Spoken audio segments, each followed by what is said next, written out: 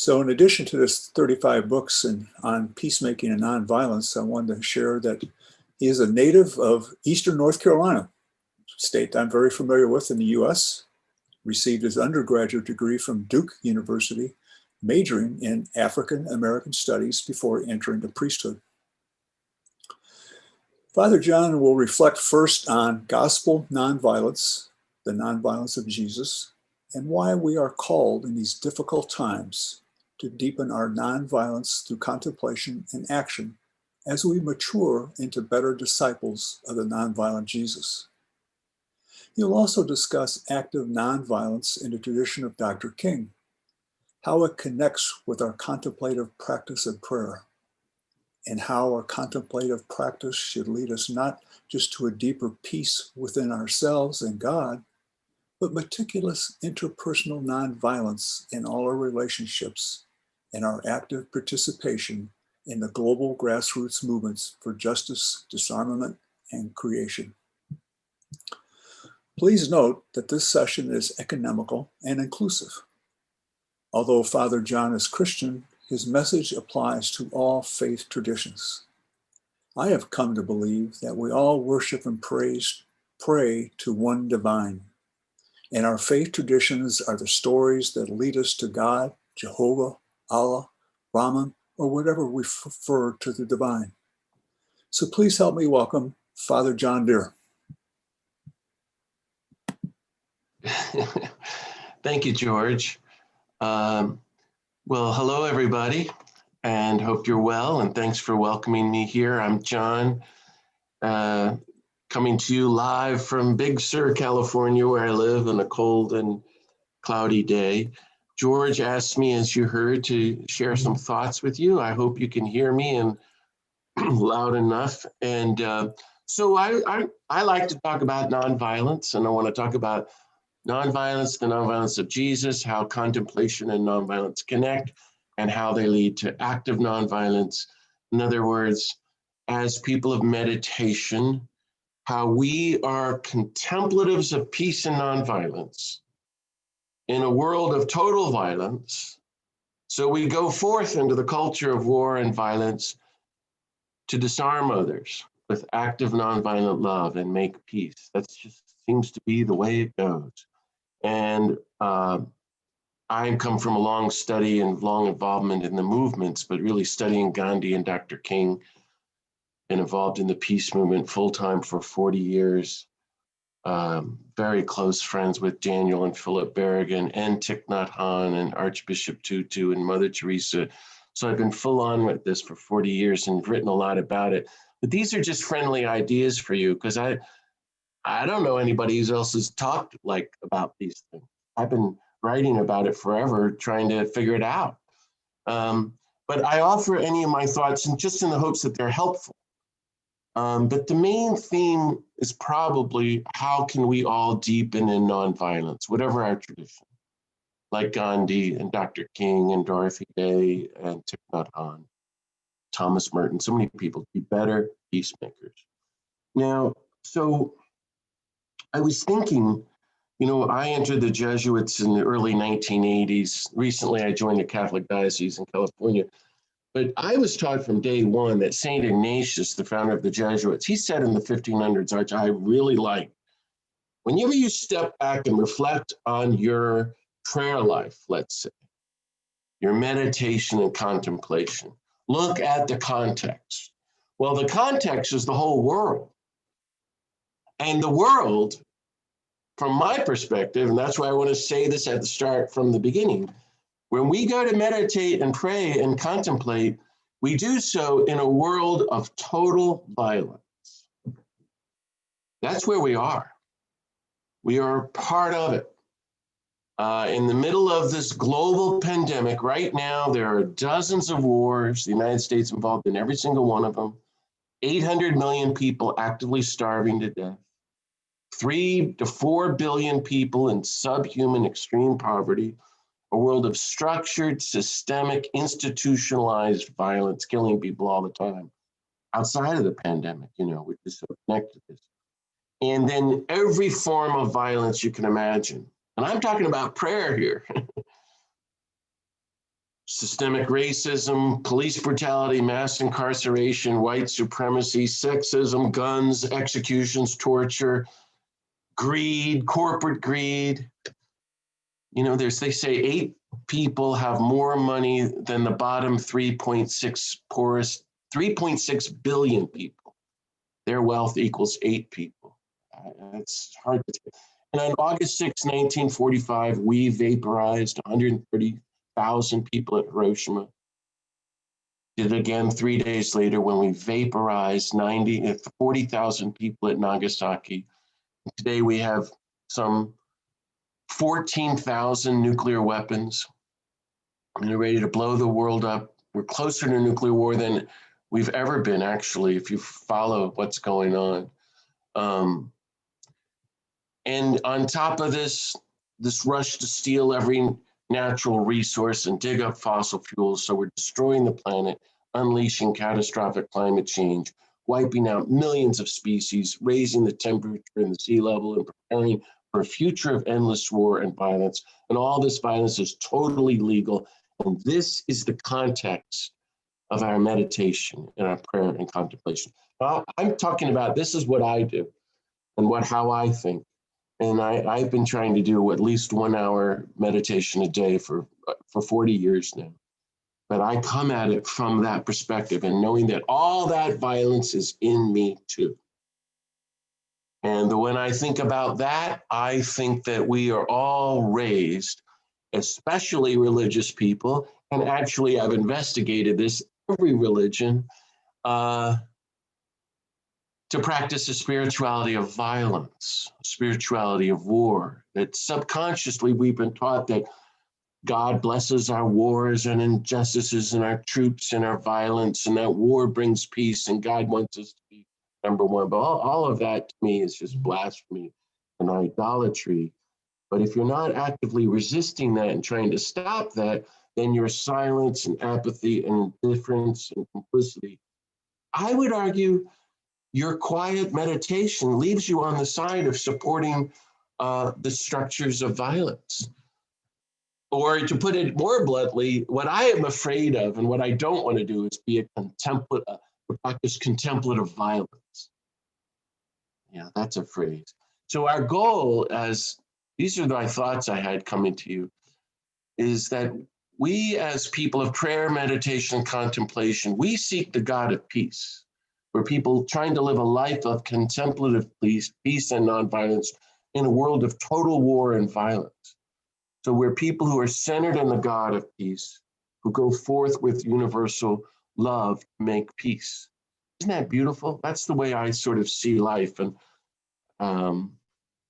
you see how I think. I take the whole big picture, and we have a big mission. And when we sit before God, it's big. But we are people who renounce the lie of war and the false spirituality of violence. Not a trace of violence in our spirituality. So we believe war is not the will of God. War and the metaphors of war and death are never blessed by God. War is never justified. War is anti-democracy, anti-human, anti-God, anti-life. War is not just immoral, but downright impractical. Peaceful means are the only way to a peaceful future in the God of peace. But I find it hard, believe it or not, to use the word peace, because everybody's for peace. Hitler was all for peace. You know, the word love has been so co-opted. That's why I use the word that Martin Luther King and Mahatma Gandhi used, morning, noon, and night, this clumsy word, nonviolence. And I want to invite you to use that word and try to define it for yourself. And what does nonviolence have to do with prayer, meditation, and contemplation? Now that's an exciting question. That's what I've been trying to figure out forever. And how does contemplation, nonviolence lead us into the world? And how does it call us to be in the world? And I always invoke Dr. King's last words the night before he was killed, when he said, on April 3rd, 1968, the choice is no longer violence or nonviolence. That's not what we're talking about. Well, Martin, what are we talking about then? Dr. King said, It's nonviolence or non-existence. Unless the whole human race becomes nonviolent, Dr. King said we're doomed toward self-destruction. And that's what I think we're seeing play out right now. Through catastrophic climate change, through being very close to nuclear war, through all the insanity of these last months, from the rise of racism and white supremacy to real extreme violence and poverty around the world. So again, my questions are, how can we deepen our nonviolence like Gandhi and King? How does nonviolence connect to prayer, contemplation, and meditation? In other words, you shouldn't be meditating, and after your meditation, you're more violent than ever. You can't wait to go out and beat somebody up. Or you go to church on Sunday and you leave and you want to run somebody over in the parking lot. Something's wrong with that picture. That's what I'm trying to get at. How does contemplative nonviolence lead to active nonviolence? You could even add prophetic nonviolence, where you speak out for peace. Where are you on the road of peace and nonviolence? It's a great question. See your whole life journey as a journey on the road to the God of peace, helping humanity toward a new future of peace, and living peacefully every step of the way. Where does nonviolence challenge you? Your violence, you know? Where do you need to work on your nonviolence in your relationships or the way you act in the world? So how do we define it? For me, nonviolence, yes, it's a tactic, it's a strategy for social change, but it's really a way of life now. It's a spirituality and a spiritual path, but also a political methodology that always works if it's tried. It always works, it's just rarely tried. It can transform any violent situation into a nonviolent situation, nonviolent, peaceful situation. But it requires action. It's not passive. Now, Martin Luther King was here. He'd say nonviolence is power. We have the power to change ourselves in the nation and the world. We organize peacefully and give our lives to it. We renounce violence and promise never to hurt anyone again, and we go forward. Now, as contemplatives, I'm trying to talk about nonviolence here and get some definitions for you to reflect on, see how you're doing with this. I think active nonviolence begins in a contemplative life, which gives you a vision, as Jesus says in the Sermon on the Mount, contemplative vision that we're all one. All life is sacred. We're all children of the God of peace. We're already reconciled. In fact, we're already united. We are equal sisters and brothers with every human being on the planet. The deeper you go into the contemplative truth of reality, the more it's so beautiful and overwhelming. You widen it to include all the creatures and Mother Earth. You can never hurt anyone again, much less be silent when so many millions and billions are suffering through poverty and war and racism and nuclear weapons and environmental destruction. So because we're contemplatives of peace and universal love, we don't sit by idly while so many are dying. So nonviolence is active love that pursues the truth of our common unity and seeks justice for every human being on the planet, total discernment and peace for the whole human race, and restoration and protection for all of creation, which means it publicly nonviolently resists every form of systemic evil. We non-cooperate with evil and the structures that bring death and violence. We persistently reconcile with every human being on the planet. Isn't that lovely? We're always concluding. We allow the God of peace to disarm our hearts of the violence within us and become instruments of God's disarming love for the world. We practice unconditional, all-inclusive, all-encompassing, non-retaliatory, sacrificial, universal love. Isn't that great? I love thinking about that. That's what a contemplative is. And you're all going, well, that sounds fine. So far, so good. Here's the catch, everybody. And you're not going to like it. I hope you're sitting down and you're muted. I'm trying to make you laugh, but it's not working. There is one catch with contemplative nonviolence. There is no cause, however noble, for which we will ever again support the taking of a single human life. We don't kill people. We don't support the killing of people. We don't kill people who kill people to show that killing people is wrong. And we give our lives to try to stop the killing of our sisters and brothers because we're people of contemplative love and peace. We're trying to educate every human being in the way of nonviolence as a way of life and nonviolent conflict resolution and institutionalize nonviolence everywhere. And this is the question. I think it's the problem with the churches. And I've had this conversation with Thich Nhat Hanh, and he says it's the problem with Buddhism as well, and all the world's religions. If, as people of prayer and meditation, you still want to get somebody, you still say some life is expendable, I think we've missed the whole point of our encounter with the holy. In the face of violence, the world has said there's only two things to do. You can respond with violence, retaliation, or you do nothing, you be passive and run away. Jesus comes with the third alternative, active, creative nonviolence. You don't run away, you stand your ground, and you use creativity to disarm your opponent who is threatening violence, but you don't use the means of your opponent. And Gandhi, Jesus taught this in the Sermon on the Mount, this nonviolence as a way of life. But Gandhi expanded it, if you will, or unpacked it as a methodology that can be applied to all the nations of the world. This is the way forward to a disarmed world. And he led a nonviolent revolution in India to get the British to leave nonviolently. But what you may not know is that Gandhi's nonviolence was rooted in prayer. And that's why I can invoke him, and I've really studied him. Did you know that Mahatma Gandhi spent 1 hour every morning in silent meditation from 4 to 5 a.m., and 1 hour every evening from 5 to 6 p.m. for 45 years? And by the way, he was a very busy guy. And every morning and every evening, he read from chapter 5 of the Gospel of Matthew, the Sermon on the Mount, which he thought was the greatest teaching of nonviolence in the world, where Jesus said, "Blessed are the peacemakers, offer no violent resistance to one who does evil, and love your enemies." So this is nonviolence. Now, I've been trying to figure out nonviolence for 40 years, and I wrote this book, The Nonviolent Life, that you might like to get. And there I proposed, this is, if you're still hanging in here with me, I'm trying to talk about nonviolence as the ground of our contemplative and active lives. I propose there in my book, The Nonviolent Life, that nonviolence requires 3 simultaneous attributes. You have to do all 3 things at the same time. First, be nonviolent to ourselves. At the same time, second, be meticulously nonviolent toward every human being on the planet and all the creatures and all of creation. And third, have one foot involved in the global grassroots movements of nonviolence for global change. You have to do everything.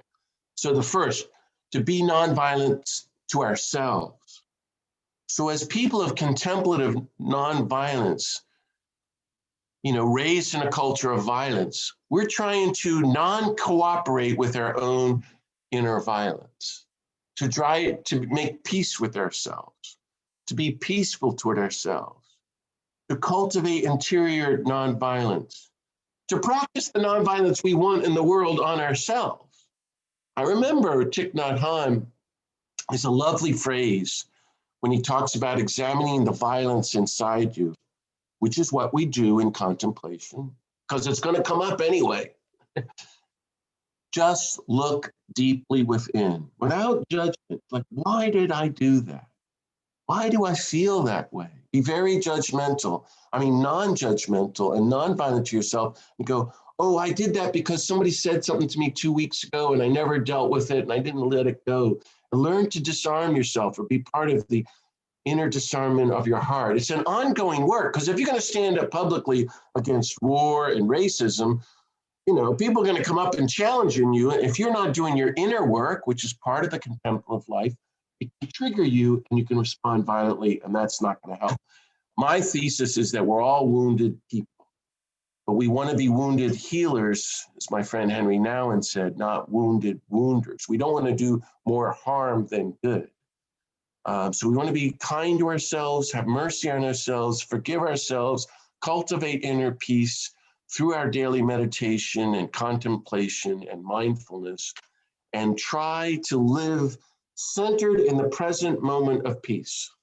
As if we're in the presence of the God of peace every moment. For me as a Christian, in the presence of the nonviolent Jesus, and there, just training in my contemplative practice, I go forth into the culture of violence, really being nonviolent to myself. So secondly, at the same time, we're going to try to be nonviolent toward every human being on the planet and all the creatures and all creation. I'm not kidding you. It's universal. That means we have to be people of meticulous personal and interpersonal nonviolence. So how's that going for you? That means what I'm trying to say is the old Christian teachings that prayer is not just about me and God. If we think it's just me and God or me and Jesus, I think that's heresy, actually. That's not what the churches have ever taught. It's about me and God and every sister and brother on the planet and the creatures and all of Mother Earth, which means we love every human being and all of creation. We trying to practice universal love, which means we have to be totally nonviolent from now on all fronts. To be nonviolent to our spouses, our children, our parents, our neighbors, everyone in our communities, everyone who disagrees with us, everyone we disagree with, everyone on earth, and all the creatures and Mother Earth, all of creation. To be nonviolent, meticulously nonviolent toward every human being every day for the rest of our lives, which means we have to let go of old hurts and resentments, forgive everyone who ever hurt us, and we're always trying to outdo one another in kindness and compassion. Well, this is the work of contemplation and meditation, I think. I know Thich Nhat Hanh, Daniel Berrigan, and Henry Nouwen think that too, because we all used to talk about it. Who are the people who trigger you? Your violence, your anger, your resentment, your hatred, or whatever's not peaceful in you. Who are the people you don't like? And guess what? They're your teachers of nonviolence because they're the ones who show you how violent you still are. So how are you going to work out that? How are you going to be nonviolent to them, to make peace with them? Because, you know, we're all for peace, but deep down there's someone we want to get back at, we want to hurt. Those are our teachers. So in contemplation before the God of peace, we can meditate on that and move toward a greater discernment of the heart and move toward greater interpersonal nonviolence and an attitude of nonviolence toward every human being. We want to train ourselves in nonviolence. We're trained in violence, but we want to train ourselves in nonviolence so that we can respond instinctively, nonviolently to everyone, and especially the creatures and Mother Earth. Reflect on that. Third, at the same time, you can't just be doing this on your own at home in peace and quiet. You've got to get out involved in the world. Otherwise, it's not nonviolence. I had more time, I'd tell you about Cesar Chavez, who I had a long talk with about that. He said, it's not nonviolent if you're just sitting around being nonviolent to others. You got to be out in the streets. So the way I put that is we all have to have one foot in the global grassroots movement of nonviolence for justice, for the poor, for discernment, for creation. Whatever your issue is, to do our small part in some way in this global movement to help make the world more nonviolent. And you could see that in everybody's life, but look at Thomas Merton. He's a monk. He's a hermit in the woods. He spent 7 hours a day in prayer every day, and he was totally involved in the campaigns to abolish racism, war, and nuclear weapons. And it wasn't easy for him. He had no phone, no computer, no TV, no fax, but he was involved. I'm talking about this because here's my message. How does change happen in the world? Historically, from Jesus to Dr. King today, in the end, the only way positive, nonviolent social change comes about is through bottom-up, people power, grassroots movements. That's it. From the abolitionists, the suffragists, the civil rights movement, Gandhi getting the British to leave in nonviolent, we can go through the anti-Vietnam War movement, the people power movement, the Philippines to get Marcos to leave nonviolently, or my friend Archbishop Tutu in the churches of South Africa, bringing apartheid to an end, fall of the Berlin Wall, and so forth. In the last 40 years, there have been 85 nonviolent revolutions. And there's this great scholar on the planet right now who has done massive research and proved, like we've never had before, every war, violent revolution, all violence from the year 1900 to 2006 has been meticulously studied by Erica Chenoweth of Harvard. And we know statistically now that nonviolence works much better than violence in resolving conflict peacefully and quickly and leading to nonviolent democracy. Incredible. Terrific. All of this is my book, The Nonviolent Life. So if we could pursue the methodology of nonviolent conflict resolution globally and spend trillions on that instead of warfare, we could end all the conflicts and wars in the world. Violence is just downright impractical. It doesn't work. Nonviolence works, but you got to fund it, and organize it and teach it. And the religions should be teaching it. And nonviolence is at the heart of every world religion, but most people don't know that. But you and I want to be contemplative, so we look deeply at ourselves, as Ty told me. We look deeply at the world. We see how we're destroying it. So we're going to go forth as sane, mindful, nonviolent, contemplative people who contribute to the grassroots movement to help disarm the world. Isn't that lovely? I like what Archbishop Romero said the day he was killed. Nobody can do everything, but everybody can do something. Everybody is needed. So if you're not involved in a struggle or any cause, I really urge you to pick one cause and get involved. That's as part of your contemplative life. Join a group either now online or when the pandemic lockdown lifts. I'm involved in Black Lives Matter, my group campaignonviolence.org, Nonviolent Cities Project, ICANN, the International Campaign to Abolish Nuclear Weapons, 350.org, Fire Drill Fridays, which is a group Jane Fonda launched, and the group you may have seen that I just started called Beatitude Center. I'm trying to teach Christians to be nonviolent, beatitudecenter.org. So what I'm talking about is contemplative prayer and meditation in light of nonviolence has to lead us into the world. That's the lesson of all the great mystics and saints, in my opinion. And it's not that we're political. I hope you hear me on this. We're much deeper than that. We are public. We go public with our universal love, and therefore we want to disarm everyone and welcome God's reign of peace. Now, this is, I say all of this from my take on exploring the life of Jesus. And if you can bear a few more minutes with me, I just want to say a few basic points about him. Gandhi said Jesus was the most active person of nonviolence in the history of the world, which I just love. And then Gandhi goes on and says, the only people in the whole world who don't know that Jesus was nonviolent are Christians. It'd be funny if it weren't so tragic. I actually think it's the only thing you can say for sure about Jesus, that he practiced total nonviolence. I've written 5 or 6 books on the nonviolence of Jesus, and I hope you can look them up on Amazon and get them if this is interesting to you. He's, all his teachings are love your neighbor, love one another, love even your enemies, justice for the poor, turn the other cheek, seek the reign of God, and so forth and so on.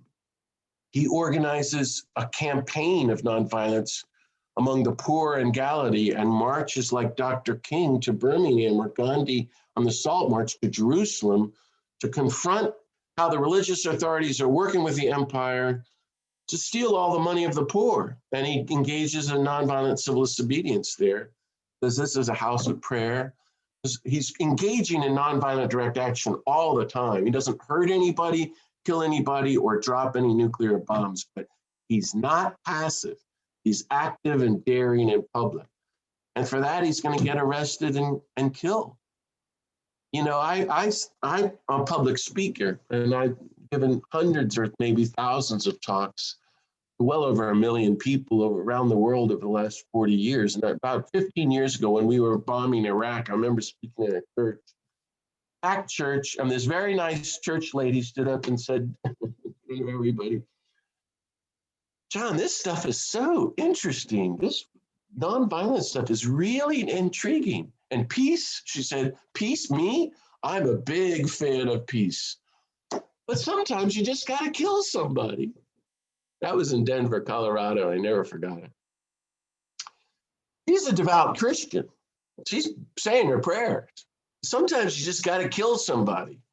No, but that's where we are today. If you think the church was right in 315, when Constantine the emperor theoretically became a Christian, And he threw out the Sermon on the Mount and turned to the pagan Cicero and started to justify violence. And we came up with the just war theory. Then we got to have crusades. Now the priests and ministers are blessing the bombs in Los Alamos and at Pentagon. And go up to the rest of the story. Jesus is in the upper room. He takes the bread and he goes, my body broken for you. He takes the cup, my blood shed for you. If he were a good American, Jesus should have said, go break their bodies for me. Go shed their blood for me. No, my body broken for you, my blood shed for you. Do this. Every time we share in the Eucharist, we are entering into the new covenant of nonviolence.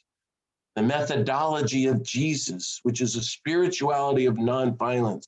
That's what the Sermon on the Mount is all about. Everything Jesus lived, breathed, and taught is about nonviolence. You don't like that?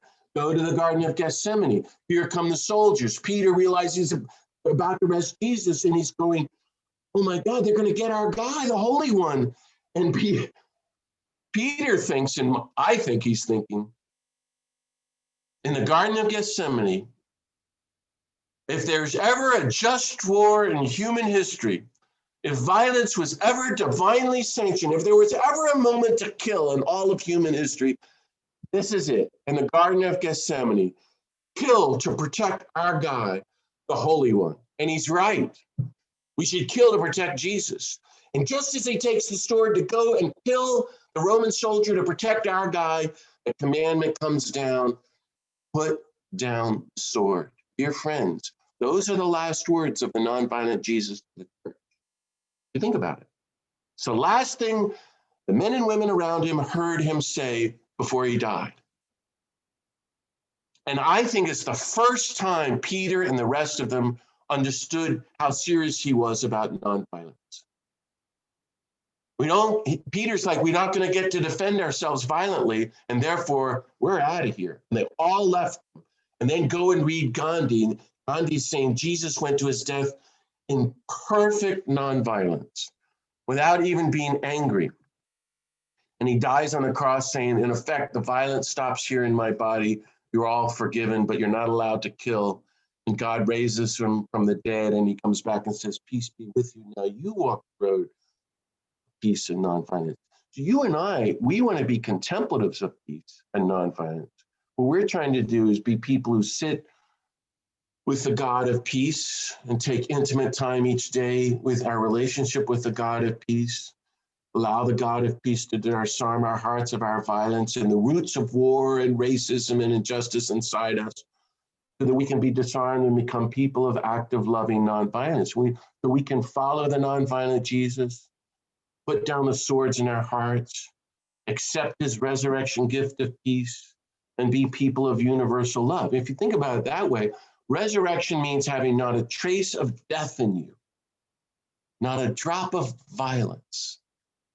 People of resurrection are people of total nonviolence. So what we're trying to do as contemplatives is get ready for resurrection, to really accept his gift of peace, and therefore do our part in the world for the abolition of war itself, and racism and poverty and executions, and nuclear weapons, environmental destruction. That means you got to be part of the movement. So we're talking here about a new kind of holiness.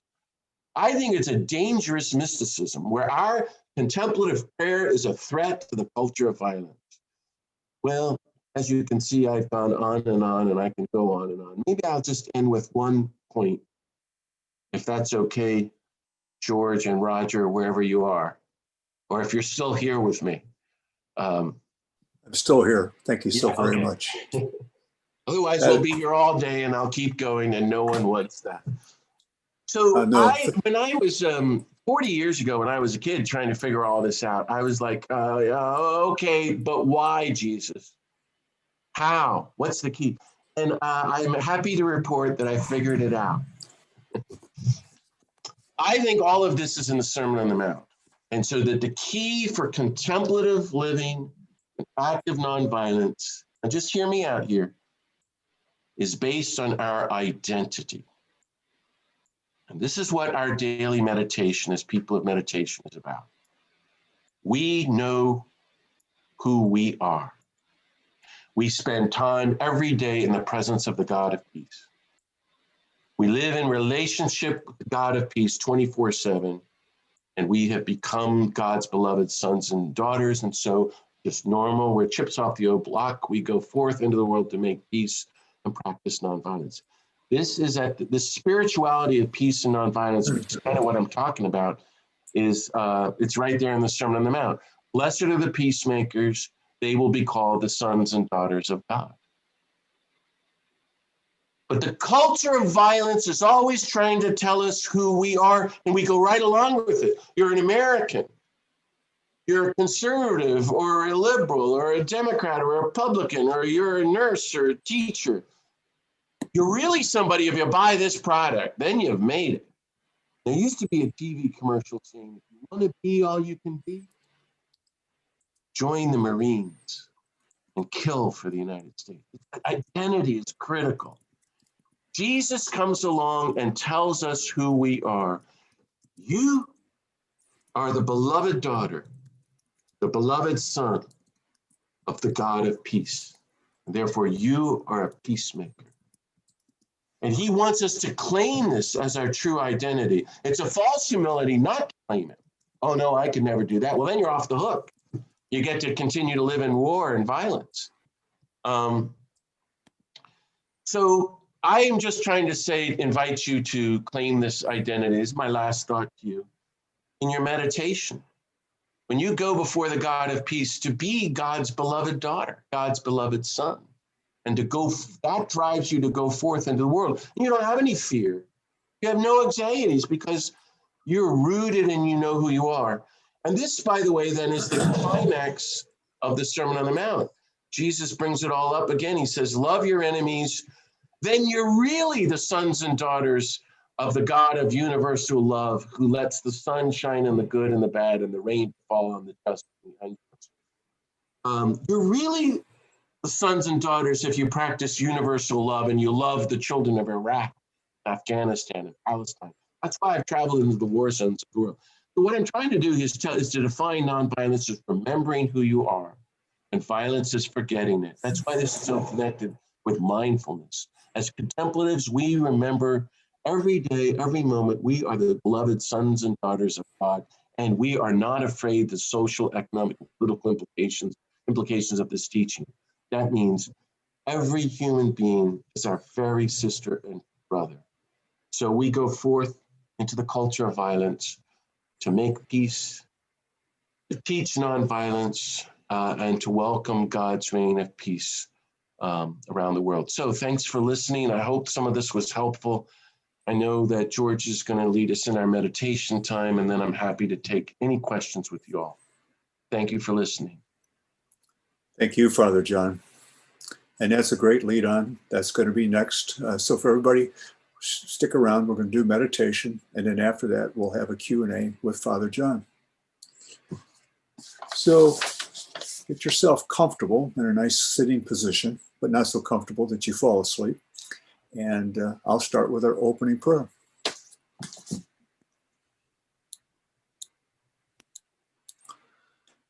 Eternal loving God, open our hearts to the silent presence of the Spirit of your Son.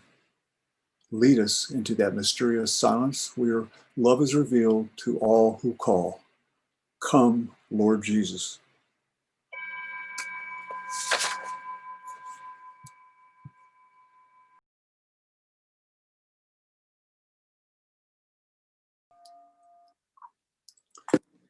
And now for our closing prayer. We thank you, loving God, for the good resolutions, affections, and inspirations that you have communicated to us in this meditation and Father John's presentation on nonviolence. We ask for your help in putting them into effect. We make this prayer through Christ our Lord. Amen. So we now move into part 3 of our session today, and that is for the Q&A session. Also at this time, I'm sending a chat, I hope. Yes, a chat just went out with an HTTP address for the survey. And I'd encourage each of you to do that. I'm afraid it's not hot linked. You'll probably have to copy it and then put it into your browser. And Roger is going to also put the same link in our Meditation Chapel Facebook. But I encourage you to do this as soon as you can after we end our session today, just while it's fresh, because we'll probably close the survey out later tonight. So we appreciate you doing that. But now we'll open this up to Father John and all of you for a question and answer session. So please begin.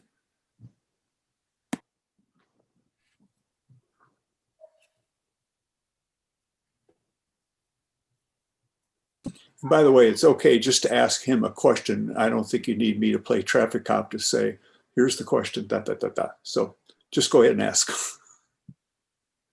Father John, Tom Murphy here. Thank you for your presentation. Why do you feel there's so much vitriol and hatred directed at activists and protesters who take up causes and take to the streets? Well, I think we're all,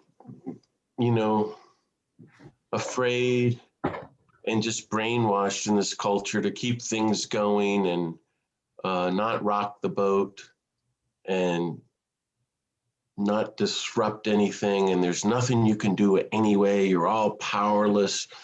But we're basically afraid of losing something, status, money, job, career, or our standing in the world, or we're better than those people. And all that is just a big illusion anyway, and fear is useless. I thought you were going to say, why is there so much just vitriol, period? And I think that's the same answer. But, it just seen things up and down over time. I remember 20 years ago, or 18 years ago, speaking out real publicly all over the country as we started to bomb Iraq in 2003. Just rabid hatred for me and others speaking out against the bombing. How dare you do that? Or against the bombing of Afghanistan. But we kept chipping away, and that changed. And we saw it change as we educated people and told people what the war really was about, which had nothing to do with weapons of mass destruction, for example, but about getting oil, stealing their resources, and that you can't be a Christian and support bombing children. And it changed. The numbers changed. The same with the death penalty, and the same's happening with nuclear weapons. So we've all failed at educating, number one, each other on what's happening in the world and the country, and that there's another way to run the world and the country, nonviolently. And we failed these basics of the spiritual life: universal love, creative nonviolence, don't be afraid, don't live out of anger, but live out of, Jesus says, grief and joy, and but really be rooted in a God of universal love. We've not taught that. You really want to know what I think, Tom? I think we're all practicing idolaters. How's that for pushing your button? That you see it everywhere, and so we're all, and that doesn't work. It doesn't sustain a peaceful life. So we're pretty sick, and we're addicted to violence in one way or the other. So that just makes me think too, if you're, if the world is addicted to violence, what we have to do is in global intervention, and that's going to get our strong reaction. And then the church and the meditation chapel is basically a meeting of Nonviolence Anonymous for the rest of our lives. Hi, I'm John. I'm your speaker today. I'm addicted to violence. We all turn to our higher power. I thought you'd like that, but nobody's laughing or nodding. But you see what I mean? It's a sick world. And I'm amazed that, some of us haven't even been killed, but they killed Martin Luther King and Gandhi, and I've been in prison. I've spent a year of my life in prison. They will imprison you for this kind of talk. But we have to help each other and educate one another. And that's why I was interested with you in the connection between prayer and contemplation, as well as liturgy and church and going to church and nonviolence. You know, and we could talk about any of our religious traditions. How do we break through the fundamentalism that leads to support of violence into a deeper spirituality of universal love and total nonviolence, things like that. I don't know if that gets at it, Tom. Thanks for your question. Appreciate it a lot. Thank you, Father. Somebody else, don't be afraid to ask. Or maybe we've resolved everything, George. We've resolved everything. I have a question. Say your name so I can find where you are. John, I'm Al Mitty. I live in Florida, and I asked you this same question a couple of years ago when you were in Florida. I'm curious if your answer will be the same. Oh, no. We at that time it was you had been to the Vatican. Oh yeah, right. What are your thoughts and what are your hopes regarding Pope Francis and the possibility of an encyclical or a change in the church's official position regarding just war, and the idea that the Catholic Church, it's the Catholic Church anyway, can no longer support any war, and the implications that would have, especially for a country like the United States? Well, thank you very much. Hope you're doing well, Alan. For those of you who don't know what Al is talking about, a small group of us started 10 or 15 years ago with Pope Benedict to get him to write an encyclical on nonviolence, because interestingly, he came out with some very strong statements saying nonviolence is the hallmark of Christianity. I'm getting a message from George. I don't know what that means, George, to switch to speaker view. In the upper right-hand corner, you see view. Yeah, you want me to do that? No, I'm just saying if you want to, if you go to speaker view, then you can more easily spot who's ever the questioner. Oh yeah, okay, that's way too complicated for me, George. I'm not that. But anyway, well, long story short, what happened was when Pope Francis became Pope, some of us started approaching the Vatican about an encyclical on nonviolence, and lo and behold, all the doors were open to us and we were invited to the Vatican. It was incredible. This is where, you know, I've been banned from speaking in hundreds of churches around the United States about Jesus and nonviolence, because I'm saying that means you can't support guns and war and nuclear weapons. And, you know, that's what we believe. So it's incredible. We had, as Al knows, we had this historic conference in the Vatican in April of 2016. And the Pope didn't come, but he sent all the senior officials, and we were the leading Catholics for peace and nonviolence from 50 countries, and it was incredible. And we issued a joint statement saying there is no more just war theory. Jesus was totally nonviolent. The whole church has to begin to advocate total nonviolence in the tradition of Gandhi and Dr. King. And by the way, Pope Francis, we would like you to issue an encyclical on nonviolence. While we were at the conference, Cardinal Turkson, the #2 person, came up to me and asked me to write the Pope's annual January 1st World Day of Peace message, which was just an incredible, shocking experience to have when I'm on the outs with so many church people, and now I'm being asked to write the Pope's peace message, which I did, which came out. I hope you've all read it. January 1st, 2017, called Nonviolence, A Style of Politics for Peace by Pope Francis. First statement on nonviolence in the history of the Catholic Church is the Sermon on the Mount. How about that, folks? Isn't that cool? So that was great. And we didn't get everything in it we wanted to, but it's a good statement and it's never been said before. Well, Al, to answer your question, we've been working away. We have gone to the Vatican every year since then, at many meetings. I've been writing speeches for some of these cardinals. And, you know, it's been up and down. Interestingly, I think all the top level officials around the Pope are totally with us. And the Pope is with us. But the Pope is a very shrewd guy, and I think a good guy. But the middle level tier of longtime courier people are suddenly realizing, oh my God, this Pope is serious about meeting with the likes of me and others. And so we started to get a lot of pushback. And then the pandemic hit. And some of us, I wasn't involved in it, but got asked to write things for the Pope and his statements about the pandemic.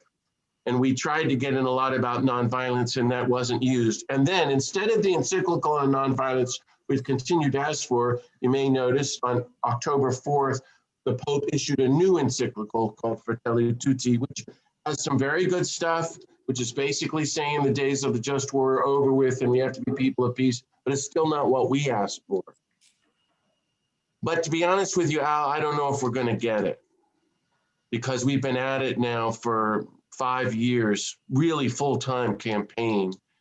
And the Pope is under tremendous pressure, beginning with the United States Catholic bishops, who are 95% very far right and support Trump and totally oppose all this language, and very much oppose Pope Francis, as do a lot of other bishops in Europe.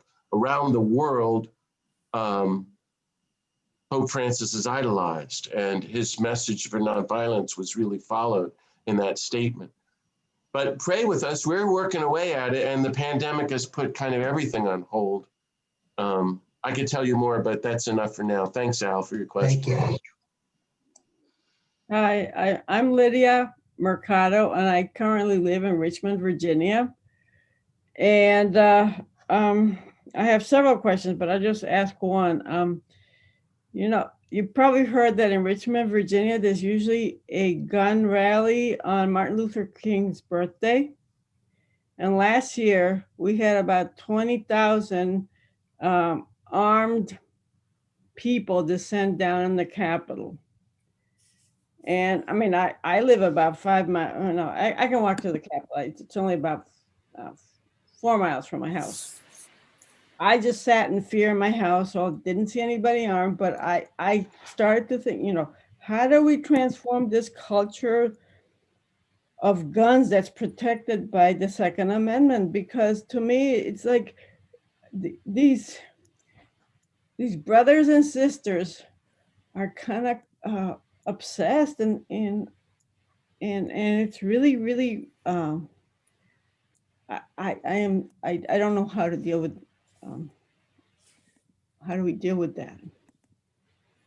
Great, thanks so much, Lydia. I used to live in Richmond in the mid-90s. I was the executive director of the Sacred Heart Center over at Sacred Heart Parish. Maybe you know that, across the river. Loved it. I know exactly what you're talking about, and that's a real sign of how things have deteriorated. Or maybe you could say how white supremacy is really showing itself more and more, and this craziness of gun violence. I've done some work meeting with the NRA, and I know what you're talking about, but we see it with the people at the uprising, the attacks on the US Capitol a couple of weeks ago. I heard your question is, how do we change like the culture, transform the culture? It does not happen overnight, and it does not happen just sitting and praying for it. I mean, that's what I was trying to say today. That's not what Jesus did. From Jesus to Dr. King, everything is training in nonviolence and then organizing a grassroots movement of nonviolence. And the churches have completely failed at this. And it's time all of us have to get involved in doing this. This was the gist of my message. So I don't know what's happening now, and Lydia, you don't have to tell me, we don't have to get into it, but I presume there are groups working on your question and what happened last year and on Dr. King's birthday. But it takes years of movement building first of all, you have to take nonviolence training classes. So Richmond should have hundreds and hundreds of nonviolence training sessions happening in every single church throughout Richmond for 6 months before Dr. King's Day. That would be the ideal, so that every person, especially every Christian, is being trained that number one, we're nonviolent. And number two, if we're going to go out there and talk to an NRA person or a Trump person, we remain nonviolent and we become a disarming presence. There's a methodology to this that people have to be taught. Now, the best group of that is my old group called Pace e Bene, which is a difficult name. You could also look them up under campaignonviolence.org. They do great workshops. Write to them. They'll tell you who's local people who can do workshops. You know, every church, you should bring in a trainer to do a Saturday afternoon workshop on nonviolence. Secondly, there needs to be a movement, Lydia,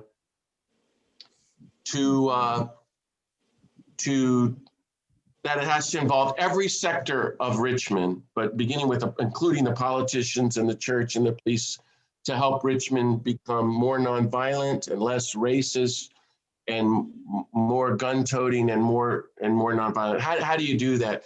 Well, that's where I'm not sure what the state of Richmond is right now.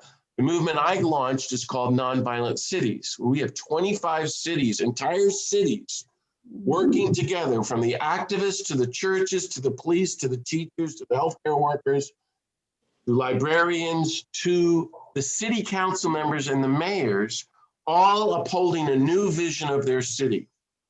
Like, I was very involved in Cincinnati, but all this started in, I'm having a senior moment, can you believe it, in Illinois, Carbondale, Illinois, Nonviolent Carbondale. But you can look at Nonviolent Cities. It's also under campaignonviolence.org. The goal would be to start Nonviolent Richmond. Wow. How can Richmond become really nonviolent? What would that look like? That's the future of Richmond, where no one gets killed and no one is racist and no one gets shot and no one lives in poverty and the environment's not being destroyed, and you start becoming more nonviolent people. And there are cities working on this around the country. I know that because I've been really involved in it.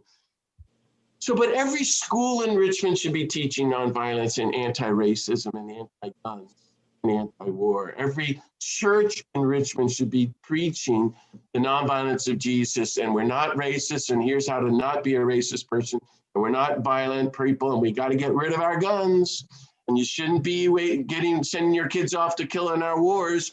You should helping to be pro-human and create a more nonviolent, more just Richmond and world. All this is doable, Lydia, but we have to be part of the movement, the movement, the movement. And so you got your homework, Lydia. Good luck. God bless you. It seems to me it's very difficult to deal with nonviolence when our Congress is so full of hate, and that hate is spewing all over and causing more violence, in my opinion. Is there a solution? Yes, thank you, Mary. The solution is active, creative, organized nonviolence. And you're going, come on, John, that's being... Okay, see, I think the hate is everywhere. I think I see it all over where I live here in California. I know it's in Congress too, and I'm not talking about a bottom-up kind of thing. I just, I mean, if you want to aim at Congress, maybe even that's a violent word. You know, Thich Nhat Hanh says, write love letters to your politicians. I don't know if you've tried to do that. And I have done that. And I am an ex-con. I can't even vote because I've been arrested 85 times and all. I know a lot of those politicians and talked to a lot of them over the years, and some presidents too. Just keep encouraging them. Use the language of nonviolence and offer and say, you please help lower the temperature and move leadership from hate to love. You see Biden trying to do that at the inauguration, but it's way beyond the Congress. It's in the whole system itself, and it's in all of us as a people. That's what I want to say. What scares me even more, because I expect the government to be waging war and building weapons and espousing hate, frankly. It's the churches that are scandalizing me, Mary. You know, there's so much hate in the churches and racism and support for war and guns. And I think we need to have a campaign where you talk to every minister and priest you know and say, did you know Jesus was nonviolent? You need to start teaching nonviolence, teach the Sermon on the Mount, give them some books, Gandhi and King, give them my books on Jesus. And we got to start converting the church. That's what I've been doing for 40 years. And it's so strange to now to be working with the Vatican which the Vatican is coming to me and others, my friends, saying, we need help to do this because things are getting so bad. And the Congress, do what you can. We all can try to do what we can, and maybe we can write letters to Congress. But I found you can do more by organizing in the church and organizing in the grassroots movement locally. We want to help build up a global grassroots movements where nonviolence is going to become contagious. And everybody's going to change. And then someday we're going to abolish nuclear weapons and get rid of our wars and executions. And it's just going to seem like it happened overnight, but it's the slow preparation. That's how this works. I hope that gives you something to think about. Thanks, Mary. The other Mary. Hi, I'm from Ontario, Canada. How's it going up there in Ontario, Mary? Darn freezing, but it's going okay. Troublesome, but same trouble, politics, the vaccine, not the the vaccine and COVID-19 and everything else. But, what I wanted to say is that as a people, I don't think we yet understand violence to begin with.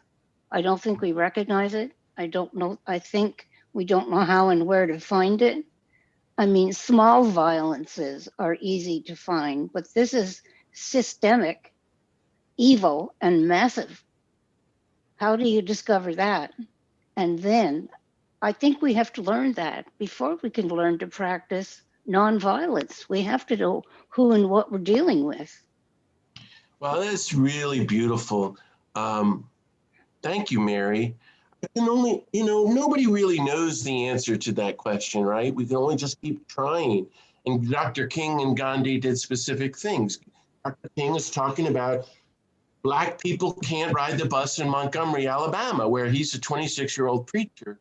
And then the next thing you know, he's the Nobel Peace Prize winner and changed the world. Gandhi is talking about British control over foods in rural India, and that leads him to really lead the nonviolent revolution.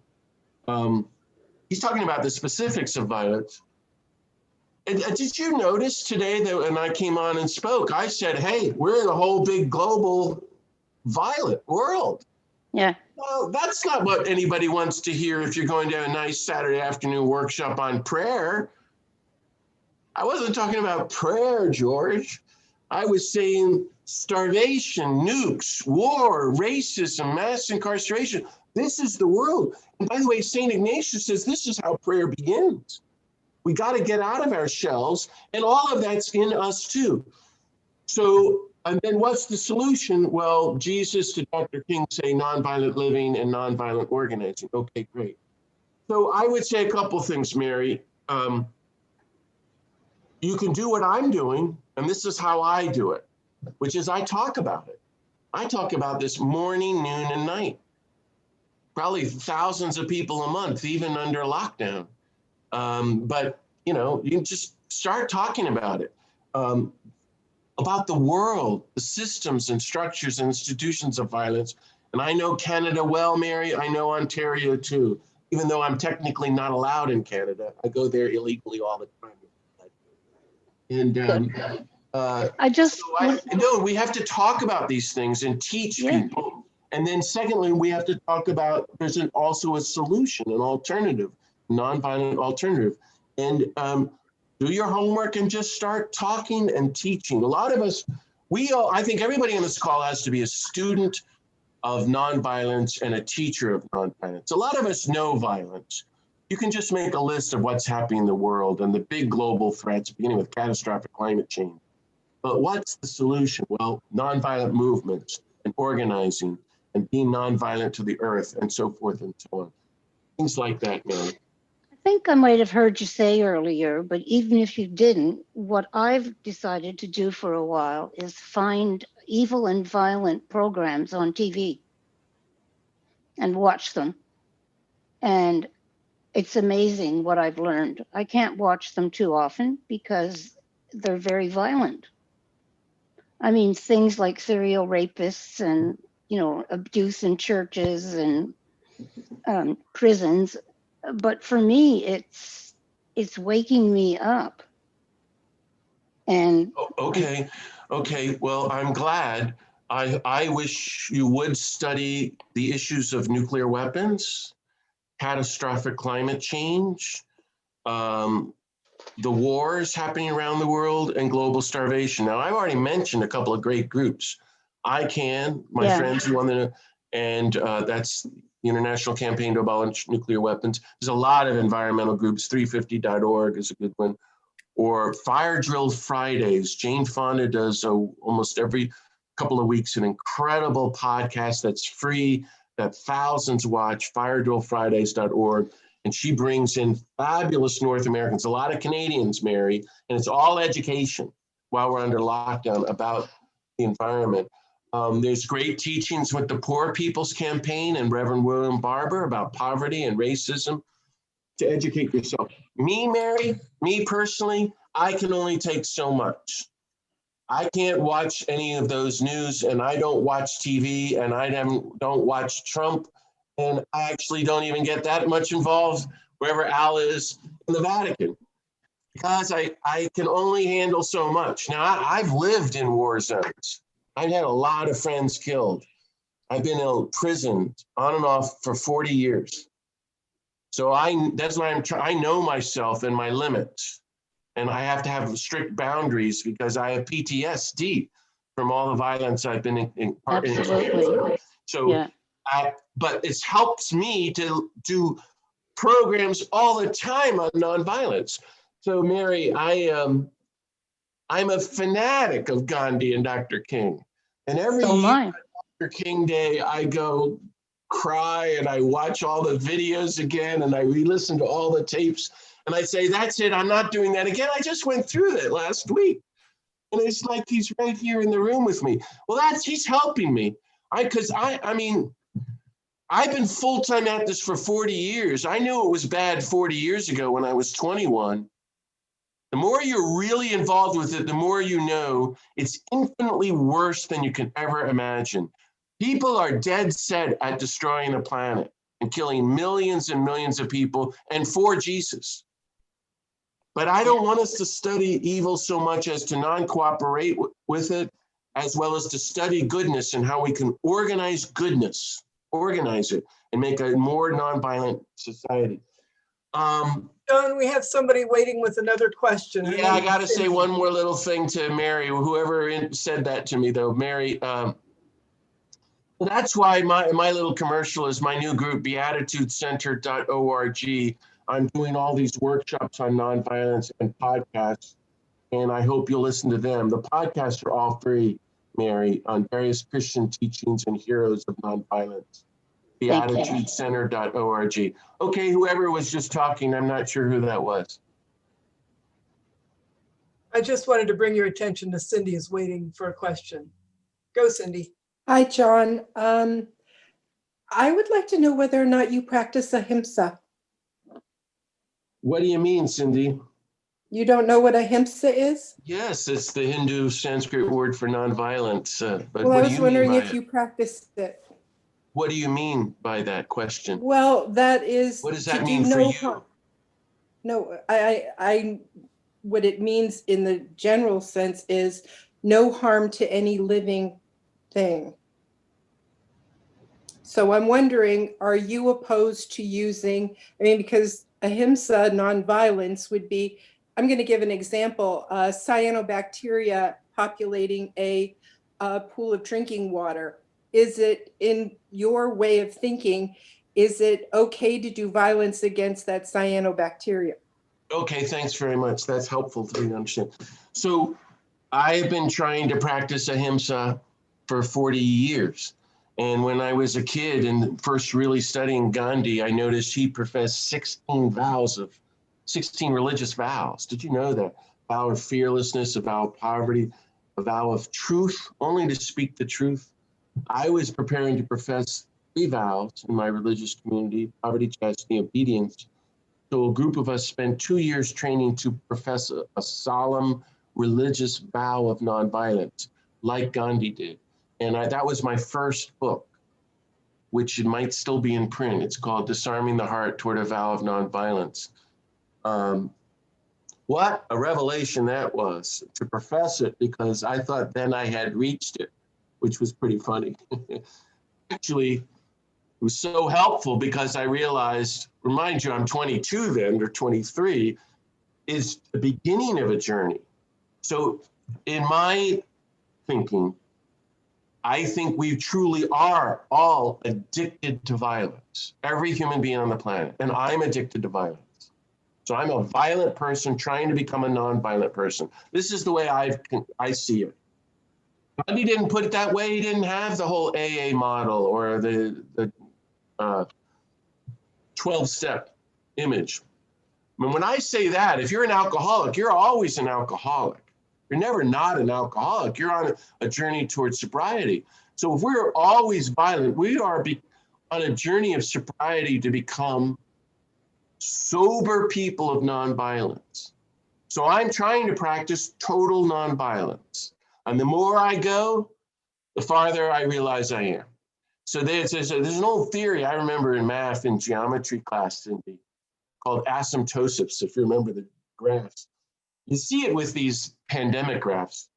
You start up here and it goes down. You're really violent, but you really work at it. You can get really nonviolent, but you can never touch perfect nonviolence. So that's why I became a vegetarian right from day one. Changed the clothes I wore,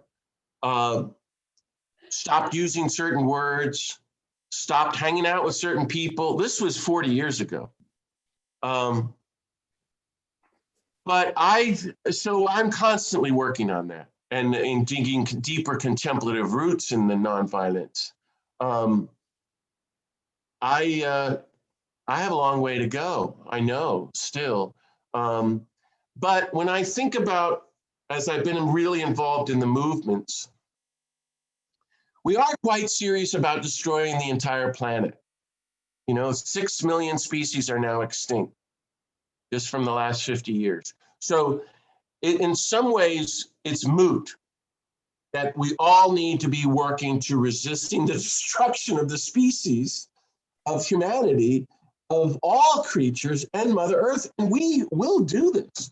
I wrote a whole book on it, which I hope you might get. They Will Inherit the Earth, talking about climate change and nonviolence. Bill McKibben said it was the first book on the connection between the two. But really, it's right there in the Gospels. Jesus said, "Blessed are the meek," which is the word for nonviolence. "They shall inherit the earth," meaning they will be one with creation. But we're people who've rejected Jesus' nonviolence, so we're people of total violence, and therefore we're not one with creation. So this is why the world is the way it is. I'm trying to be that way, Cindy, and where I live is testing me more and more because I'm inundated with rats and mice where I live, and I got a cat who's just got him out of the Humane Society, my friend Francis here, who's more nonviolent than I am. So the mice are running by us and the cat is going, "Isn't that lovely?" So I have to open the door and let the mice out. So I'm working on it, Cindy. I'm working. And it's hard. I can't drink the water where I've lived. I've always lived off the grid for the last 25 years. And in the places that the water is poisoned, and I live very close to nature. You see, I have my fire going right there now because it's cold. I don't have heat or air conditioning or electricity for that matter, except some old solar panels. Anyway, I'm trying to work on these connections and figure it out. And I encourage us all to keep trying to do it as best we can. That's my message. George or Roger, how are we doing here? Any other questions? You're fine. I'd like to ask you one question if I could, and maybe it can be the last question, so maybe you want to wait on it. But the question would be, from what you've seen of Meditation Chapel, what can our role as Meditation Chapel be in what you're talking about? Well, And feel free to say that for the Roger. That's a lovely question. Let me go over to George and let him see if he's got if anybody else has any questions for me, and then I can look at that. Or maybe, George, you have something to say. Well, it looks like all the little blue flags that the hand raised is ended. Stephen O'Brien, did you have a question?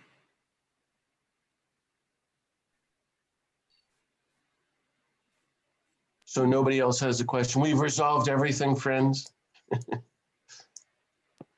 I have a zillion questions, but I don't want to take up all the time. Well, give me one, whoever said that. Okay, Stephen Pinkerty. He has written a book that says that humankind has never lived in a more peaceful world than the one that exists now. His premise is that just by the sheer numbers of peaceful people on the planet, that people are peacefully coexisting in a way that they have never been able to do in earlier civilizations. So thank you so much for bringing him up, Cindy. I totally disagree with Stephen. Yeah, I know, I can see you nodding, going, yeah, I get that. Because, okay, yeah, sure, there's been a lot of progress. And in fact, what's so exciting is there's so much progress with nonviolence. There's never been more nonviolence movements than in the last 100 years in all of human history. And in fact, I think you could argue we've had some of the greatest people in history in the last 100 years. People like Dr. King and Dorothy Day and Mahatma Gandhi and Thich Nhat Hanh. These are spectacular people. Stevens, I have that book because people keep telling me what you bring up, Cindy, which is fair game. Oh, healthcare is so much better, you know, and you know, in the old days, you just walk down the street and get your head chopped off or whatever. I lived in New Mexico for 20 years. They used to hang people there all the time. I just don't see it that way. My mother's a big, important nurse, leader of nursing in the country, and she argues with me on this because she thinks things are moving so much better. That's why I quoted Dr. King the night before he was killed. King is saying the choice is not violence or nonviolence, it's nonviolence or non-existence. Yeah, Stephen, I do think he's wrong. There is so much progress, and yet we've never been closer to destroying the planet than we are today. It's nonviolence or non-existence. And Mary was asking about evil. That's why I say, Mary, people are really working on doing this. We have spent trillions to destroy the planet. We're going there full steam ahead. The only way this is going to be changed is a global grassroots movement of nonviolence, the likes of which the world has never seen. We have to go so far beyond Gandhi and Dr. King. Actually, we're making progress. You know, it is possible to do that because, like, for example, 2/3 of the human race right now are involved in nonviolent struggles. That's incredible. That might be where Stephen is more right. But things are more dangerous than ever. That's my problem, Cindy, with Stephen. You know, saying things, hey, things are better, don't worry, everything's going to be okay. That is not my thinking at all. The only way change happens is if you struggle for it. Power and oppressors never give up their power without nonviolent people and oppressed people demanding it. We have to defend Mother Earth and the poor and stop racism and war and nuclear weapons. And I don't know if you all saw my article yesterday on places like wagingnonviolence.org, or it's also on commondreams.org. Yesterday was a huge change in the world, Cindy. This would be maybe where Stephen is right, where the UN treaty went into it, enacted yesterday, the first time in the history of the world outlawing nuclear weapons. It's never happened before. They have 50, and I've been part of that from the launch, as you can read in my article if you want, but we have our work cut out for us. So, but that's only because the movement, I don't think it's just like the world is getting better. If anything, it's because of the grassroots movements. But you'll forgive me, Cindy, bless me for I'm a sinner. I am trying to be optimistic, but I've always my whole life been naturally pessimistic because I've been in such grim situations. I lived in El Salvador at the height of the war. All the Jesuits were killed were my friends. I feel like I've seen a lot of death and destruction, met a lot of people. So I think that we have a hard road ahead of us, and everybody is needed to get involved. And I don't think things magically happen. And I think even, how about this, Cindy? I have a lot of nerve, but here goes. I think Teilhard de Chardin is wrong. Yeah, I know you're muted, but you heard what I said. I said about, yes, about. Everything. Teilhard de Chardin is the great thinker who said, we're heading to the omega point. The whole world is going to head to Christ. Isn't that wonderful? And in the early 60s, everybody in the Catholic Church was totally involved in his teachings, especially my friend Daniel Berrigan and his friend Thomas Merton, until Dan went to see Thomas Merton shortly before Merton died. And Merton said to Daniel Berrigan, let's never talk about Teilhard ever again. Teilhard is wrong. Why should God let us just suddenly have everything on a piece of cake, on a platter? No, that's not the way of God. God says you can choose what you want, life or death. You can listen to Jesus and accept his teachings of nonviolence, or you can do what you want. So we killed him.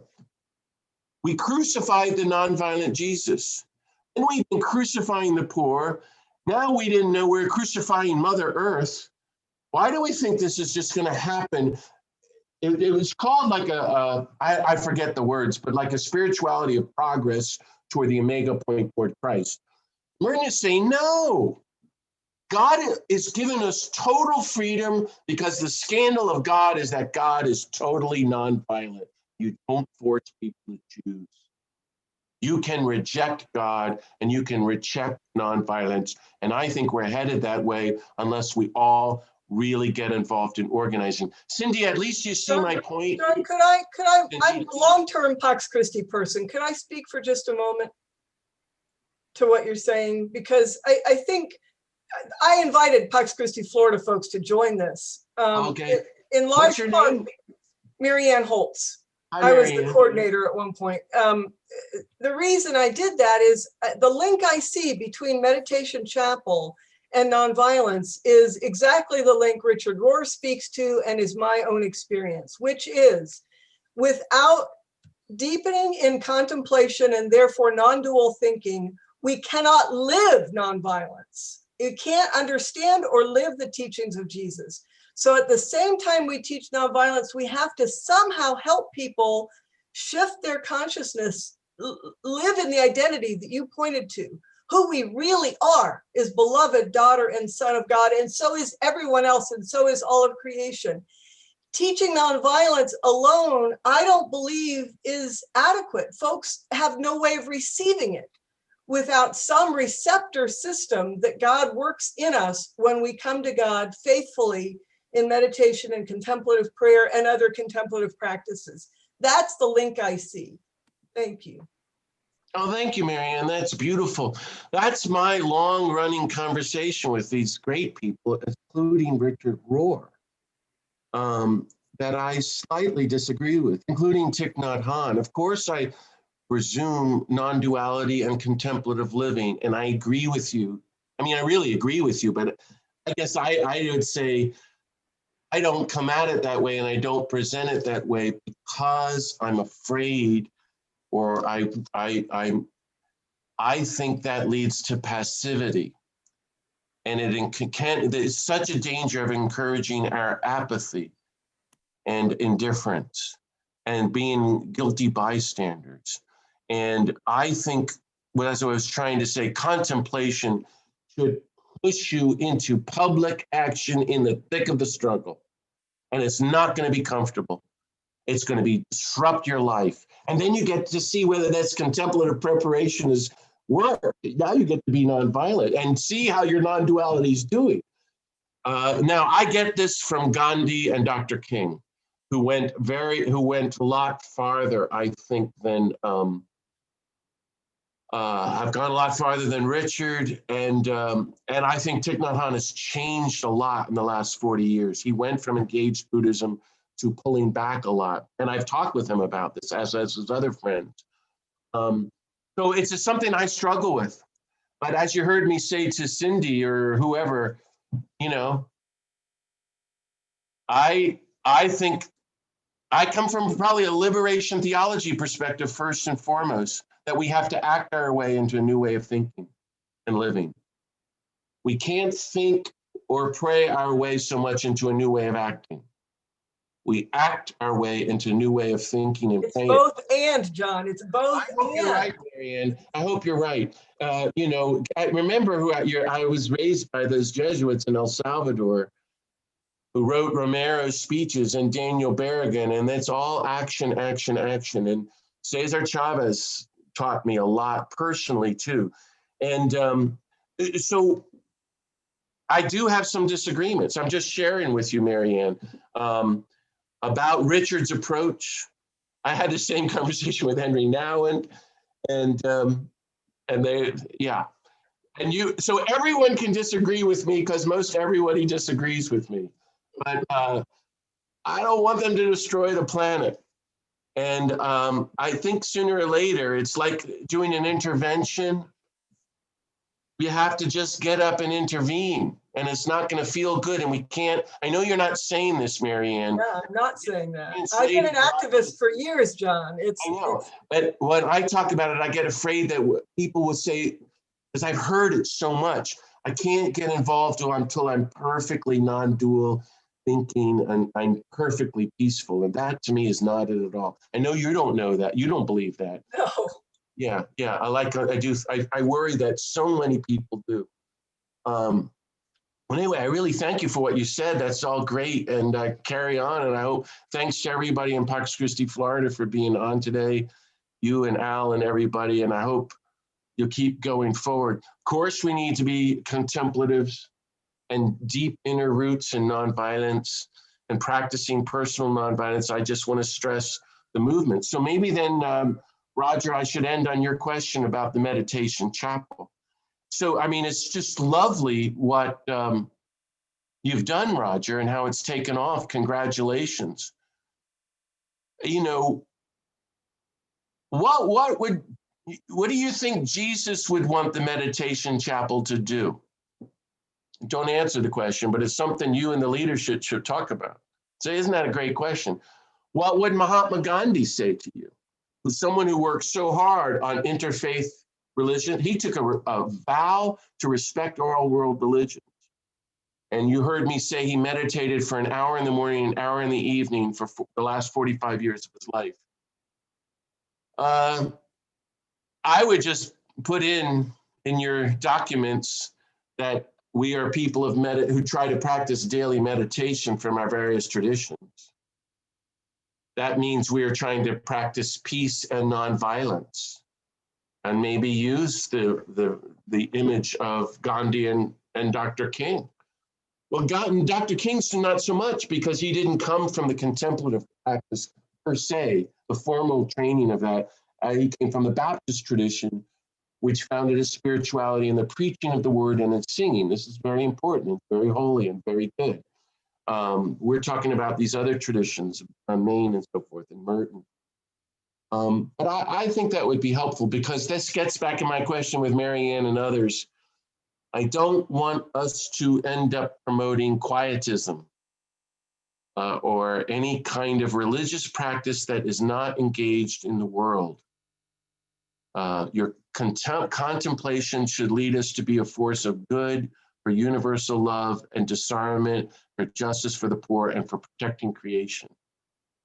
And like, for example, this is, Marianne, where I'm coming from. 20 years running a campaign in Los Alamos, New Mexico, the birthplace of the atomic bomb, right? There's this massive laboratory there.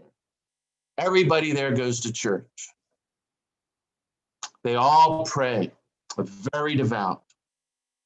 And the Catholic Church is packed. And they have a big, beautiful statue of Mother Teresa in front of it. And I knew her well, and she'd be appalled. I knew that woman. She'd be appalled. And they have beautiful statues of St. Francis. It's a total disconnect from your spiritual life and your meditation practice to what you do in the world where you're building nuclear weapons. And I've talked about this with Thich Nhat Hanh, because I'm concerned they are now using mindfulness training in the Pentagon and at Los Alamos and with the troops. Sure, we need it in our prisons, but I don't want, something's wrong with that picture. That's why we're not talking about nonviolence enough. Mindfulness is for be nonviolent, not to be a better, like, you don't want the Nazis practicing greater mindfulness to even kill more people. if you see my point. There's something missing there. And I don't see your want that point to be completely. And meditation. in all the parish levels, you're right. We're missing nonviolence at the parish or the congregational level because we only help people first half of life spirituality. They are never taught meditation or contemplation. So how are they ever going to grow out of that first half of life tribal thing?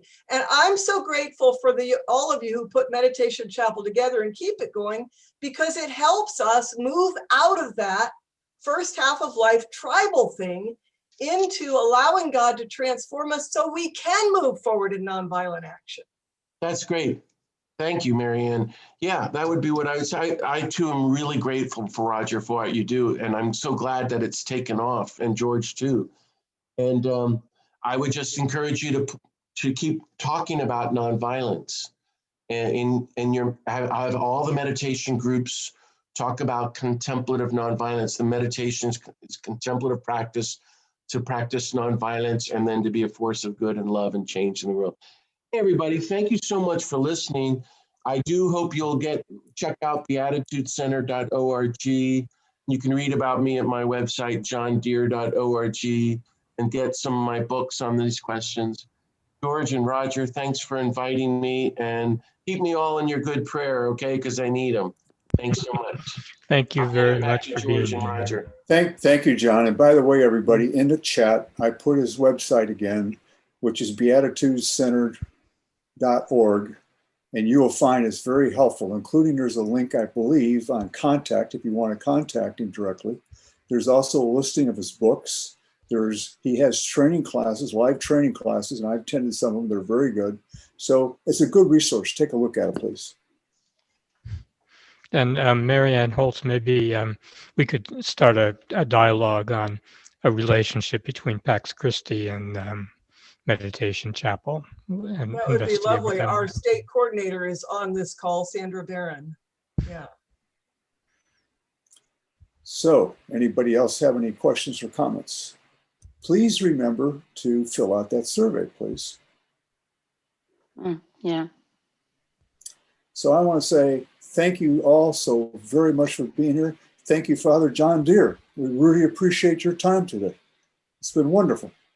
You've given us a lot to think about. Yes, indeed.